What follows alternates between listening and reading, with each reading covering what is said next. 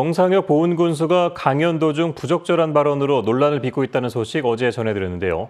정 군수는 문제의 발언은 단순한 인용이었을 뿐이라고 해명했습니다. 하지만 더 큰 문제는 인용이라고 해도 내용 자체가 역사적 사실을 왜곡하고 있다는 점입니다. 팩트체크 K 이유진 기자가 따져봤습니다.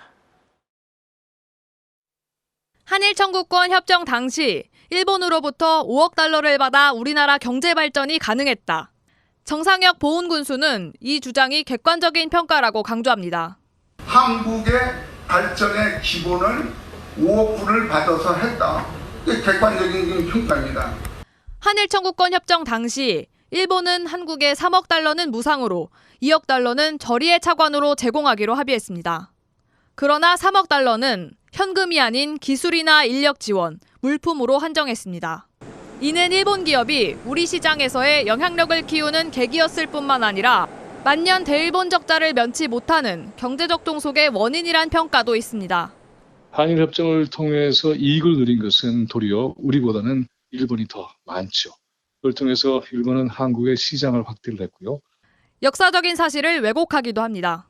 힘이 없는 놈이 독일한테 계속 앙알거리고 보태봐야 어린애가 어른한테 발길로 한번 전 샤대냐면 나가 떨어지는 그런 꼴이라면 그런 무식한 짓을 안 한다. 강대국과의 마찰을 피하기 위해 폴란드가 독일에 배상금을 요구하지 않는다는 취지입니다. 그러나 폴란드는 40억 유로를 배상받고 남한보다 더 큰 규모의 국토를 받았습니다.